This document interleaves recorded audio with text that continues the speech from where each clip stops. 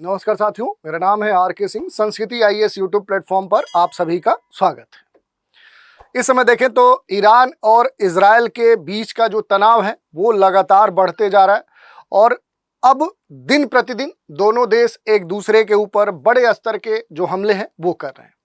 और हाल ही में ये कहा जा रहा है कि ईरान के द्वारा अब इस तरह की जो तैयारी है स्ट्रेटजिक स्तर पे वो इस हद तक पहुंच चुकी है कि अब ईरान ने खोला है इजराइल के लिए नर्क द्वार। अब ये क्या नर्क द्वार है, क्यों कहा जा रहा है, और इसमें सबसे जो महत्वपूर्ण प्रश्न ये है कि आखिर इस समय ईरान और इजराइल के बीच में आखिर पावरफुल कौन है, सबसे अधिक ताकतवर कौन है। तो इसी की चर्चा करेंगे, परीक्षण करेंगे कि आखिर दोनों देशों के बीच में आखिर जो पावर है वो किस स्तर पे है और ये क्या पावर बैलेंस है। और इसमें एक तरह से देखें जो अमेरिका की एंट्री है उसकी भी जो प्रासंगिकता है उस पर भी हम चर्चा करेंगे और विभिन्न जो आयाम है उन पर भी संक्षिप्त रूप से बात करेंगे। तो चलिए स्टार्ट करते हैं। ये जो घटना है क्यों चर्चा में है, चर्चा में आगे बढ़ने से पहले आप सभी के लिए एक सूचना है। संस्कृति आईएएस के द्वारा जो मिड ईयर मेगा सेल है उसके तहत जो भी संचालित कोर्स हैं, जैसे आईएएस फाउंडेशन कोर्स, इस कोर्स के तहत जो भी कोर्स संचालित होते हैं इन सभी कोर्स पर आपको 60% की छूट प्रदान की जा रही है। और ये जो छूट है ये 17 जून तक क्या है, वैलिड है, इसकी वैधता है। इस कोर्स की जो विशेषता है कि जितने भी ये कोर्स हैं ये सारे कोर्स आपको ईएमआई की सुविधा पर भी उपलब्ध है, यानी किस्तों पर भी उपलब्ध है। इसके अलावा दूसरा जो कोर्स है वो पीसीएस फाउंडेशन कोर्स है और पीसीएस फाउंडेशन कोर्स के तहत जितने भी अलग अलग राज्य लोक सेवा आयोग के द्वारा आयोजित होने वाली परीक्षाओं के लिए संचालित जो कोर्स हैं इन सभी कोर्स पर अब आपको 70 to 75% का डिस्काउंट दिया जा रहा है। जैसे यूपी पीसीएस का जो कोर्स है इस पर 70% का डिस्काउंट आपको प्राप्त हो रहा है और बीपीएससी, एमपीपीएससी और आरएस के जो कोर्स हैं इन पर आपको 75% का जो डिस्काउंट है वो दिया जा रहा है। और ये भी जो डिस्काउंट है ये 17 जून 2025 तक क्या है, ये वैलिड है। एक और महत्वपूर्ण सूचना है, बिहार लोक सेवा आयोग के द्वारा 71वीं बीपीएससी जो प्रारंभिक परीक्षा है, यानी कि ये जो एग्ज़ाम है जिसके तहत पूरा पीटी मेंस और आगे इंटरव्यू होना है, उसके लिए जो नोटिफिकेशन आया तो उसी के संदर्भ में 71वीं बीपीएससी के लिए जो पीटी टारगेट बैच है जो कि 70 दिवसीय कार्यक्रम है, ये बैच स्टार्ट किया गया है संस्कृति के द्वारा। निर्धारित जो फ़ी है वो 20,000 है, जो अब डिस्काउंट के बाद आपको कितने में प्राप्त होगी, तो ये 4,500 में आपको दिया जाएगा। इसके लिए नामांकन स्टार्ट है। कोर्स के जो की फीचर्स हैं, डेली 2 लेक्चर्स आपको दिए जा रहे हैं। प्रत्येक संडे को आपको करंट अफेयर्स की जो कक्षाएं हैं वो कराई जाएंगी। प्रत्येक विषय के जो पीडीएफ क्लास नोट्स है वो प्रोवाइड किए जाएंगे और रेगुलर जैसे जैसे आपके खंड समाप्त होते जाएंगे तो सेक्शनल टेस्ट भी कराए जाएंगे। इस कोर्स में जो प्रीलिम्स टेस्ट सीरीज है वो पूरी तरह से निःशुल्क है। और भी अगर क्वेरी है तो आप नीचे दिए गए नंबर 9555124124 पर कॉल करके आप शंका समाधान कर सकते हैं। दूसरा तरीका है संस्कृति आईएएस की जो वेबसाइट है sanskrithias.com, वहाँ विजिट करके भी संबंधित जानकारी प्राप्त कर सकते हैं। चलिए सूचना हो गई, अब न्यूज़ की बात करते हैं। ईरान ने खोला है इजराइल के लिए अब नर्क का द्वार। गाजा जैसा ना हो जाए हाल, ये बात कही जा रही है। और 30 सालों की जो तैयारी है ईरान की वो उसकी ताकत है। अब इस संदर्भ में देखें तो अब इजराइल के समर्थन में जो अमेरिका है उसकी भी एंट्री हो चुकी है। अब ये खास तौर पे देखें तो ईरान की जो सैन्य रणनीति है उसको देखने वाली बात है कि इस रणनीति का जो सबसे मजबूत जो स्तंभ है वो क्या है, तो ये कहा जा रहा है कि जो ईरान है, ईरान का जो सबसे मजबूत स्तंभ है वो इसका क्या है, तो इसकी जो मिसाइल क्षमता है। और मिसाइल क्षमता में भी क्या है कि जो बैलिस्टिक इसकी मिसाइलें हैं वो क्या है कि वो इसकी सबसे महत्वपूर्ण मारक क्षमता है, जिसके दम पे कहीं ना कहीं देखें तो ये क्या कर रहा है कि ये लगातार अब इजराइल को कहीं ना कहीं पीछे छोड़ना चाहता है। पिछले लगभग 2 से 3 दशकों में ईरान ने जो अपनी बैलिस्टिक मिसाइल जो क्षमता है उसको काफ़ी एडवांस कर लिया है और इस कारण से अब इससे कहीं ना कहीं इजराइल और अमेरिका सतर्क हो चुके हैं। उसके पास एडवांस जो बैलिस्टिक मिसाइलें हैं, इंटरसेप्ट करने में इजराइल कहीं ना कहीं अब नाकाम हो रहा है और इस कारण से कहा जा रहा है कि अब इजराइल में ईरान क्या करने वाला है कि भारी बर्बादी करने वाला है। इजराइल को नर्क का जो द्वार है वो दिखाने वाला है आने वाले समय में। थोड़ा सा अगर घटनाक्रम की हम बात कर लेते हैं, पूरा जो घटनाक्रम है, तो इजराइल ने जब राजधानी तेहरान पर फोर्डो न्यूक्लियर जो फैसिलिटी है, जो इस्फहान है, उसके सैन्य ठिकानों पर हमला बोला, तब दुनिया की जो नज़रें थी वो ईरान के जवाबी हमले पर थी, क्योंकि पहली बार जो अटैक किया गया वो इजराइल के तरफ से किया गया, और वो किस पर किया गया, तो वो ईरान पे किया गया। और ईरान के जितने भी महत्वपूर्ण जो परमाणु स्थल कार्यक्रम थे या ऐसे जो उसके विशिष्ट इन क्षेत्रों से जुड़े हुए जो लोग थे, उनके जो ठिकाने थे, उनको टारगेट किया गया। और इजराइल इस मामले में देखें तो पहली कह सकते हैं कि पहल की यहाँ पर ईरान के ऊपर अटैक करके। इजराइल अगर हमला करता है तो उसे मुंहतोड़ जवाब दिया जाएगा, इस तरह की जो बात है वो पहले भी ईरान करता रहा है। लेकिन अब जब हमला शुरू हो गया तब जो ईरान के सुप्रीम है, जो वहाँ के सर्वे सर्वा हैं, जो खमनेई है, उन्होंने कहा कि इजराइल को बेबस समझना उनकी गलती है। और ईरान कहीं ना कहीं देखे तो पहले से ही एक तरह से देखे इजराइल के साथ जो उसकी झड़पें हैं, इजराइल के साथ जो तनाव है, वो हमेशा मुद्दा बना रहा है। और अब जब ईरान के ऊपर अटैक हो चुका है तो ईरान ने क्या किया है कि जो बैलिस्टिक मिसाइल्स हैं, उन बैलिस्टिक मिसाइल की कहीं ना कहीं एक बमबारी कर दी है इजराइल के ऊपर। ईरान के जो रेवोल्यूशनरी गार्ड्स कॉर्प्स हैं, यानी जिसे IRGC बोला जाता है, ये जो है ईरान ने खास तौर पे 200 से ज़्यादा जो मिसाइल्स हैं, जो ड्रोन्स हैं, वो अपने इस खास दस्ते को दे दिया है।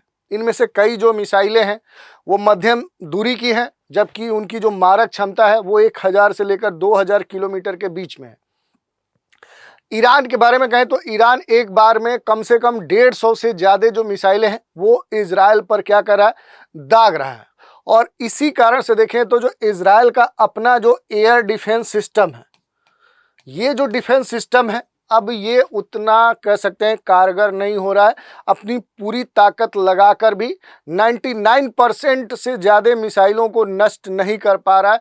और इसी कारण से हमेशा ईरान के द्वारा अगर 100 मिसाइलें दागी जा रही हैं तो उसमें से 5 से 7 जो मिसाइलें हैं वो पूरी तरह से इजराइल के ऊपर अटैक कर रही हैं, जिससे इजरायली क्षेत्र में एक तरह से देखें तो तबाही मच गई है। और ये जो भी बैलिस्टिक मिसाइलें हैं ये काफ़ी घातक हैं। हालांकि जो भी विषय विशेषज्ञ हैं उनका ये भी कहना है कि जो इजराइल है, इजराइल ने बहुत हद तक ईरान की जो बैलिस्टिक मिसाइलें हैं वो छोड़े जाने के बाद उन्हें नष्ट करने में पूरी तरह से सफल है। फिर भी एक बार में कम से कम अगर 150 एडवांस बैलिस्टिक मिसाइलें छोड़ी जा रही है तो समझा जा सकता है कि इतनी मात्रा में जो मिसाइलें हैं इनको ध्वस्त करना कितना कठिन काम है। तो ये एक बड़ा मुद्दा है और इसी कारण से कहीं ना कहीं अब बड़े स्तर पे देखें तो सुरक्षा कारणों से घिरता जा रहा है इजराइल। सुनने में तो ये भी आ रहा है कि जो ईरान है, ईरान की जो मंशा है, ईरान की जो तैयारी है, वो 1000 जो बैलिस्टिक मिसाइल है वो एक साथ इजराइल पर दागने की तैयारी है।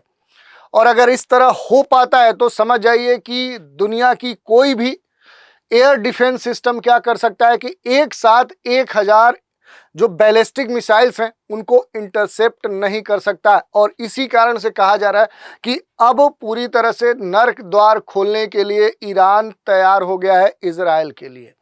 और इसी कारण से अब ये जो घटनाक्रम है ये लगातार चर्चा में बना हुआ है। ईरान की जो जमकरान मस्जिद है उस पर जो लाल झंडा है वो फहरा दिया गया है। सिया जो मुस्लिम परंपरा है उसमें ये जो झंडा है ये बदले का जो प्रतीक है, जो सिंबल है, वो माना जाता है। 13 जून की सुबह इजराइल के 200 जो फाइटर जेट्स हैं उन्होंने ईरान के 100 ठिकानों पर जो 330 बम गिराए थे। अब दोनों देशों में जंग छेड़ने का जो कारण है वो यही इजराइल का अटैक माना जा रहा है। यही नहीं, अगर हम बात करें तो ईरान ने तेजी से बैलिस्टिक जो मिसाइल्स हैं, इनकी जो ताकत है उनका विस्तार किया है। ईरान की जो सैन्य रणनीति है उसका सबसे मजबूत जो पिलर माना जाता है वो बैलिस्टिक मिसाइल्स और ड्रोन्स माने जाते हैं। और इसे विकसित करने में लगातार 2 से 3 दशक लगाए हैं ईरान ने। ईरान ने सालों की जो मेहनत है उसके बाद सतह पर मार करने वाली, यानी सतह से सतह पर मार करने वाली जो भी बैलिस्टिक मिसाइल्स हैं उनका एक जखीरा तैयार कर चुका है, जिसमें short range, medium range, long range, intermediate range, ये सभी जो अलग अलग रेंज हैं उनकी मिसाइलें शामिल हैं। यही नहीं, ये भी कहा जा रहा है कि जो फतेह 110, जुल्फिकार, सहाब 3, खुर्रम जो सर है, ऐसी जो मिसाइलें हैं अब सिर्फ नाम नहीं है बल्कि एक रणनीति का संदेश बन चुकी हैं। इजराइल के खिलाफ जवाबी हमलों में ईरान ने इन मिसाइलों को असाधारण रूप से कोऑर्डिनेट इस्तेमाल करते हुए दिखा दिया है कि उनके पास सिर्फ रॉकेट ही नहीं है बल्कि हाई प्रिसीजन स्ट्राइक जो कैपेबिलिटी है वो भी मौजूद है। अब इसी कारण से ये देखने को मिल रहा है कि जो अमेरिका है, जो इजराइल है, इनका क्या कहना है, तो ईरान के पास लगभग ये कहा जा रहा है कि 3000 से अधिक जो बैलिस्टिक मिसाइल्स हैं वो हो सकती हैं, ये मानना है यहाँ पर यूएसए और इजराइल का।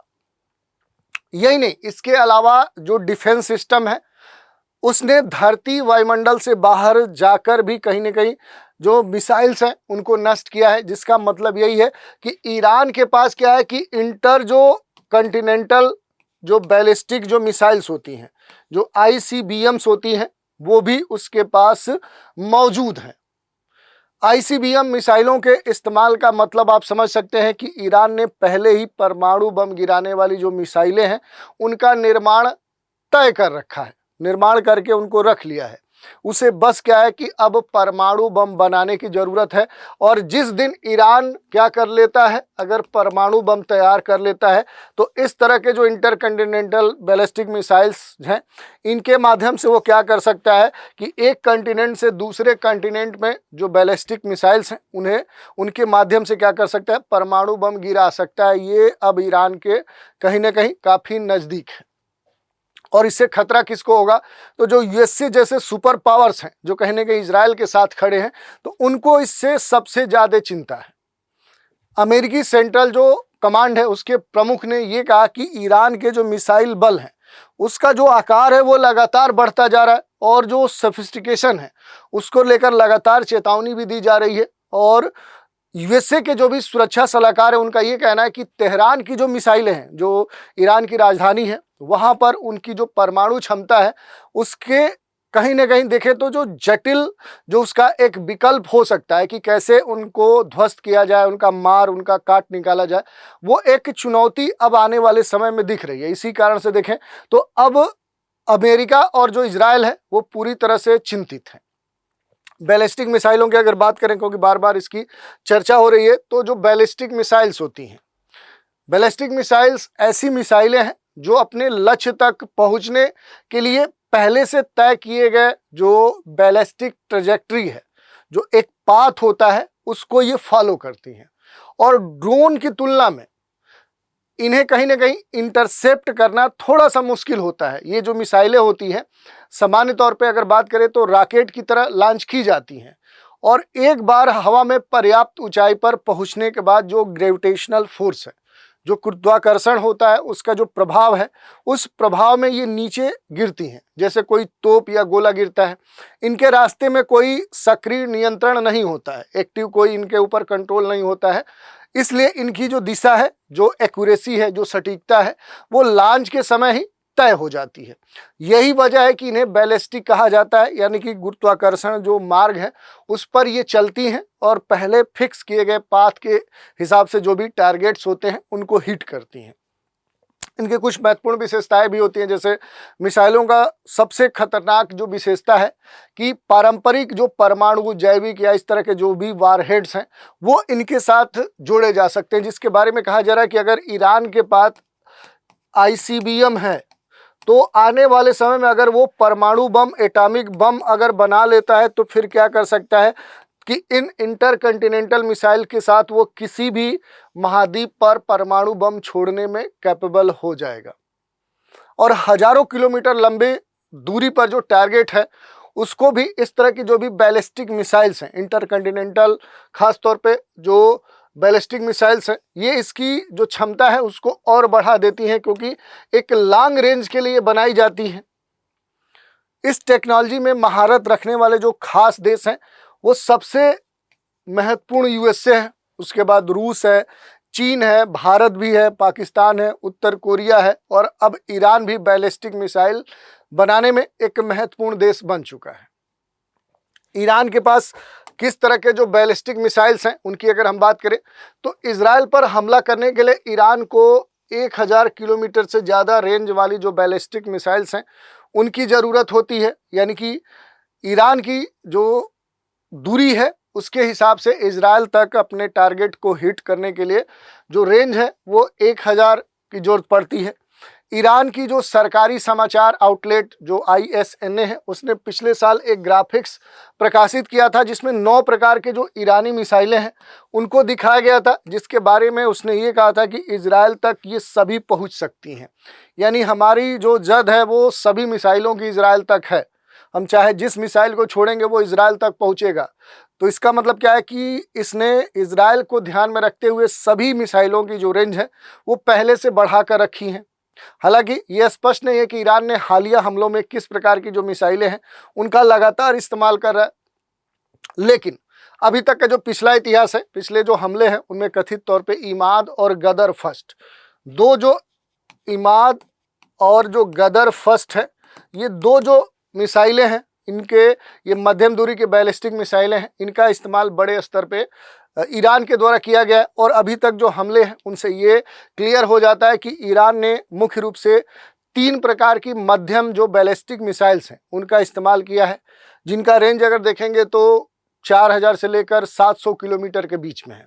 इसके अलावा अगर देखेंगे तो ईरान के हमलों में अभी तक सबसे खास बात ये देखने को मिली है कि वे ये मिसाइलें हैं या उन मिसाइलों का इस्तेमाल ज़्यादा कर रहा है जो ज़्यादा से ज़्यादा जो पेलोड है, यानी जो बारूद होता है, जो विस्फोटक होता है, उसको ले जाने में सक्षम है ताकि मैक्सिमम स्तर पे इजराइल में तबाही मचाई जा सके। जबकि ईरान ने पिछले साल जो हमले किए थे उनमें काफ़ी कम बारूद वाले जो मिसाइलें थी उनका इस्तेमाल किया था, जिस कारण से देखें तो कम नुकसान होता था।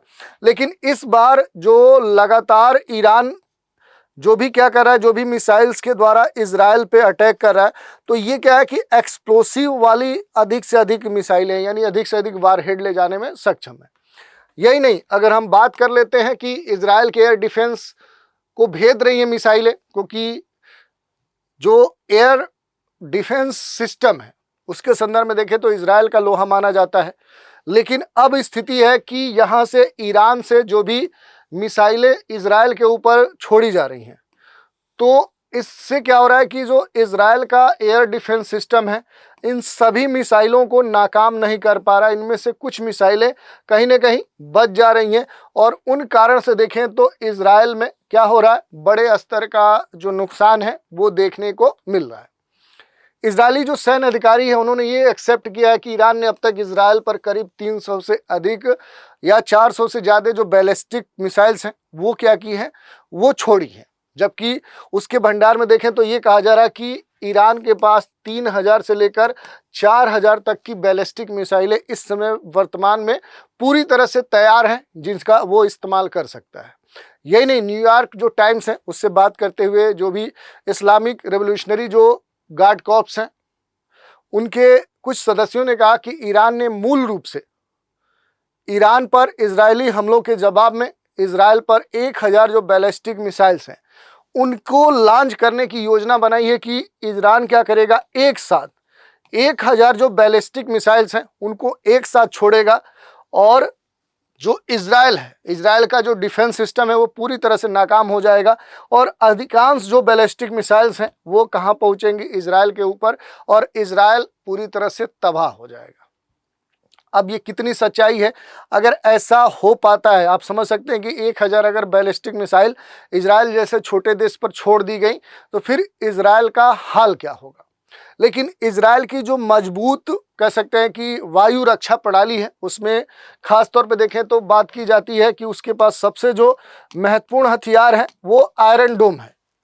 आयरन डोम भारत को भी इजराइल से प्राप्त हुआ है और ख़ास तौर पे आयरन डोम सबसे महत्वपूर्ण हो जाता है जो कम दूरी के खतरों के लिए होता है। आयरन डोम एक ऐसा हथियार है और सबसे महत्वपूर्ण बात है कि दुनिया में सबसे प्रभावी वायु रक्षा प्रणाली में से एक माना जाता है। डेविड स्लिंग, एरो 2, एरो 3 मध्यम दूरी या जो भी ईरानी मिसाइल्स हैं उनसे क्या कर रहा है कि इस समय इजराइल की मदद यही आयरन डोम कर रहा है। इजराइल के पास देखें तो अमेरिकी जो पैट्रियट सिस्टम है वो भी उपलब्ध है जिसकी रेंज 160 किलोमीटर है।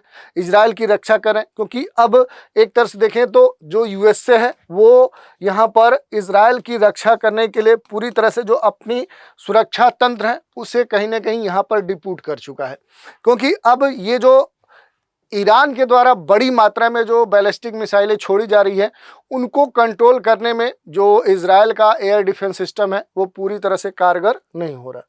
तो इस तरह का मुद्दा है। इसके अलावा अगर हम बात करें तो ईरान और इजराइल के पास कितनी मिलिट्री पावर है, थोड़ा अगर तुलना करते हैं इनके पावर बैलेंस को, तो देखिए अगर हम थल सेना की ताकत की बात करते हैं तो ग्लोबल फायर जो पावर इंडेक्स है उसके मुताबिक जो ताकतवर मिलिट्री है उसकी लिस्ट में इजराइल क्या है कि 15वें स्थान पे है और ईरान 16वें नंबर पे है।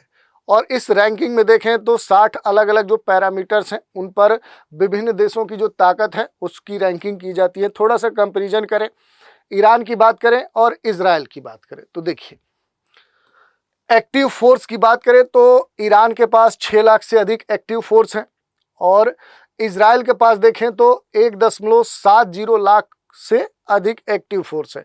तो इस मामले में देखेंगे तो एक्टिव फोर्स के मामले में तो कहीं ना कहीं जो ईरान है वो इजराइल पर भारी दिख रहा है। रिजर्व फोर्स की बात करें तो 3.5 लाख रिजर्व फोर्स हैं ईरान के पास और 4.5 लाख से अधिक जो रिजर्व फोर्स हैं वो इजराइल के पास है। तो यहाँ पर क्या है कि भारी कौन हुआ, इजराइल हुआ। बख्तरबंद जो गाड़ियाँ हैं वो ईरान के पास 65,000 से अधिक हैं और इजराइल के पास 35,000 से अधिक बख्तरबंद गाड़ियाँ हैं। तो यहाँ ईरान इजराइल के ऊपर भारी हुआ। अगर टैंक की बात करें तो ईरान के पास 1700 से भी अधिक टैंक हैं जबकि इजराइल के पास 1300 ही टैंक हैं। आर्टिलरी की बात करें तो इजराइल के पास 1100 आर्टिलरी है और ईरान के पास 3400 से भी अधिक आर्टिलरी है। तो यहाँ पर ईरान जो है इजराइल के ऊपर भारी दिखता है।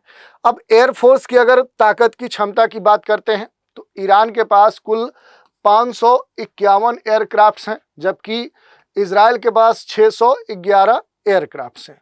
तो इस मामले में इजराइल भारी है। फाइटर जेट्स की बात करें तो इजराइल के पास 240 हैं जबकि ईरान के पास केवल 188 हैं। अटैकिंग जो हेलीकॉप्टर हैं उनमें 48 इजराइल के पास हैं तो ईरान के पास मात्र 13 हैं।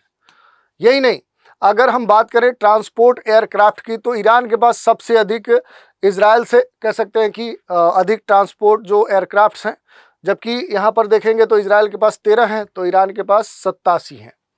नेवी की ताकत की बात करें तो देखिए इजराइल के पास सिर्फ 5 पनडुब्बियां हैं जबकि ईरान के पास 25 पनडुब्बियां हैं। फ्रिगेट जो युद्धपोत हैं वो इजराइल के पास कोई नहीं है जबकि ईरान के पास 7 जो युद्धपोत फ्रिगेट हैं वो हैं। तो इस मामले में देखें तो कहीं ना कहीं भारी दिखता है ईरान। ईरान के जो हथियार हैं वो ज़्यादा हैं लेकिन इजराइल के पास जो टेक्नोलॉजी है, टेक्नोलॉजी के ऊपर देखें तो इजराइल जो है वो ईरान के ऊपर हावी है। ईरान के पास पुराने जो मॉडल के T-72, जुल्फिकार और कर्रार जैसे जो सोवियत और स्वदेशी टैंक हैं वो मौजूद हैं और इस कारण से देखें तो जो टेक्नोलॉजी है वो पुरानी है। इजराइल के पास देखें तो MK4, M शेरमन और M22 जो लेटेस्ट जो हथियार हैं वो मौजूद हैं। इजराइल के अगर जेट्स की बात करें तो एडवांस जो जेट्स हैं वो हैं, लेकिन ईरान के पास जो ड्रोन्स हैं वो काफ़ी एडवांस माने जाते हैं। तो इस तरह से दोनों के बीच में है। और ख़ास तौर पे जो इजराइल है, इजराइल का जो आयरन डोम है, इजराइल के पास दुनिया का सबसे मजबूत जो डिफेंस सिस्टम है वो क्या है, वही आयरन डोम है। और ये इजराइल की सेना की रीढ़ की हड्डी है और ये 70 किलोमीटर रेंज में जो भी रॉकेट्स हैं, मोटार हैं, जो ड्रोन्स हैं, उनको क्या करता है, उन्हें रोक देता है। इसकी जो सफलता है वो 90% से ज़्यादा है, यानी अगर 100 अटैक हो रहे हैं तो उसमें से 90% समाप्त कर देता है। इसके अलावा इजराइल के पास एरो सिस्टम है जो 2400 किलोमीटर तक की जो बैलिस्टिक मिसाइल्स हैं उनको रोक सकता है, हवा में ही उनको नष्ट कर सकता है। ईरान का जो एयर डिफेंस सिस्टम तकनीक है उसमें खास तौर पे देखें तो ईरान का जो एयर डिफेंस सिस्टम है वो इजराइल से काफ़ी वीक है। उसके पास S-300 बाबर 373 और जो खोरदाद 15 जैसे जो एयर डिफेंस सिस्टम है वो अपेक्षाकृत देखें तो इजराइल से काफ़ी कमज़ोर दिखते हैं। यही नहीं, ईरान के पास 3 गुना ज़्यादा मिसाइल है इजराइल से। तो इस मामले में देखें तो ईरान इजराइल के ऊपर भारी दिखता है। ईरान के पास पश्चिम एशिया में 3000 से लेकर 4000 जो आंकड़ा है बैलिस्टिक मिसाइलों का वो माना जाता है और ये इसका जो जखीरा है सबसे घातक माना जाता है। इनमें खास तौर पे देखें सहाब 3 और जो सजील 2 है, ऐसी जो बैलिस्टिक मिसाइलें हैं जिनकी रेंज 2000 किलोमीटर से भी अधिक है। इजराइल ने मिसाइलों से ज़्यादा एयर डिफेंस सिस्टम को मजबूत करने पर अपनी स्ट्रेटजी अपनाई है। इजराइल के पास जेरिको 3, लोरा, रैपेज, रॉक्स, स्पाइस 2000 जैसी जो बैलिस्टिक मिसाइलें हैं वो हैं और इनकी जो रेंज है वो 6500 किलोमीटर से भी अधिक है। तो इस तरह से इन दोनों के पास जो पावर है वो हमने देखा। इजराइल के पास जो अघोषित परमाणु हथियार की बात कही जा रही है, एक बात की इजराइल को निर्णायक जो बढ़त है वो दिलाती है कि उसके पास न्यूक्लियर पावर है। इजराइल की जो न्यूक्लियर पॉलिसी है उसके लिए न्यूक्लियर जो एम्बिग्विटी है उस टर्म का प्रयोग किया जाता है, यानी स्पष्ट रूप से ये नहीं बताया जाता है कि इजराइल के पास परमाणु हथियार हैं या फिर नहीं है। हालांकि जो Stockholm International Peace Research Centre है, जो सिप्री है और जो फाउंडेशन ऑफ अमेरिकन साइंटिस्ट ये है, इसकी जो रिपोर्ट है इसमें ये दावा किया गया कि इजराइल के पास 100 से लेकर 200 तक परमाणु हथियार है। दूसरी तरफ ईरान जो है वो परमाणु बम बनाने के काफ़ी करीब माना जा रहा है। ये भी कहा जा रहा है कि जो ईरान है उसने 90% जो यूरेनियम संवर्धन है वो क्या कर लिया है, वो कर लिया, इनरिचमेंट जो कार्य है वो कर लिया है, सेंट्रीफ्यूज बना लिया है।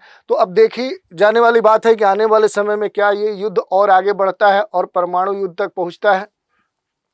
जंग में कौन देगा ईरान का साथ, एक महत्वपूर्ण मुद्दा है, क्योंकि ईरान को चीन और रूस से समर्थन मिल सकता है, क्योंकि इन दोनों देशों की अमेरिका से कहीं ना कहीं एक तरह से देखें तो बनती नहीं है।